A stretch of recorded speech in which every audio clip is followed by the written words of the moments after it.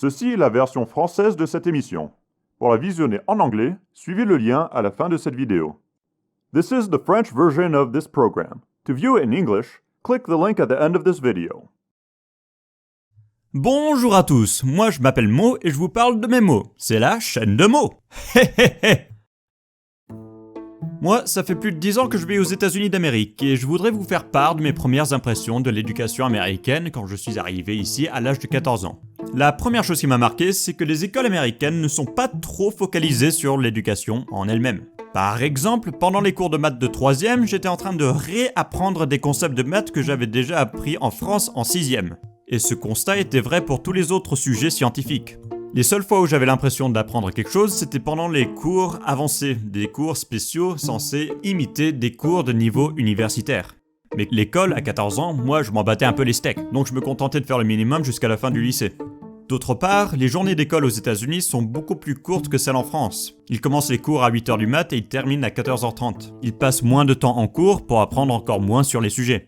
J'ai remarqué ensuite que si l'école se terminait aussitôt, c'était en réalité pour faire place aux activités périscolaires. Tout ça, c'est les clubs, les balles de fin d'année, les équipes de sport de l'école, etc. Donc le budget de l'éducation américaine est en réalité qu'à moitié pour l'éducation. Le reste sert à monter les stades de football américains, acheter le matériel et acheter les uniformes des pom-pom girls. Donc en gros, les lycées américains, c'est un peu la colonie de vacances quoi. Y a pas à se plaindre. Eh ben pour le coup, je suis tout à fait d'accord. C'est vrai que je me suis bien amusé chez les ricains. Sauf qu'à la fin, je suis devenu bien plus con. On dit maintenant qu'en France que le bac c'est quasiment donné. Alors qu'avec ce que j'ai appris au lycée, à mon avis je le passerai jamais. En fin de compte, c'est pas que les Américains donnent une mauvaise éducation à leurs élèves, c'est juste qu'ils leur en donnent pas assez. En fait, non, il y a une chose qui font vraiment mal. Avez-vous déjà entendu parler du système impérial des mesures? En un mot, c'est con. En deux mots, c'est très très con. The USA est l'un des 3 seuls pays qui n'utilisent pas le système métrique. Eux, ils sont encore coincés sur The British Imperial System of Measurement. C'est marrant, les ricains se sont débarrassés de l'Empire britannique, la monarchie, tout le pot de pu, mais ils ont gardé le système de mesure qui porte le nom de cet empire. Bon, c'est vrai, ils ont aussi gardé l'esclavage, mais au moins ça, ils ont eu le bon sens de s'en débarrasser, même si ça leur a pris un siècle et une guerre civile. Le système de l'Empire britannique des mesures, qu'est-ce que c'est? Pour vous donner une idée, je vais vous faire une démo des longueurs. Au plus petit, on a le inch qui mesure à peu près 2,5 cm. Pour passer du inch au foot, il en faut 12. Mais pour passer du foot au yard, il en faut 3. Et pour passer du yard au mile, il en faut combien à votre avis?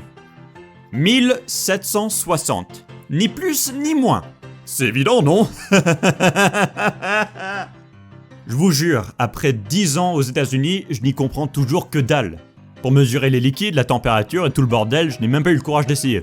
Donc d'après les ricains, je suis un tout petit peu bizarre parce que je refuse d'abandonner le système métrique au lieu d'apprendre leur truc à la con là. Pour un peuple qui prétend être le meilleur du monde, première puissance mondiale, ils ont quand même 2-3 trains de retard. Je dis ça, je dis rien, mais je dis un peu beaucoup quand même.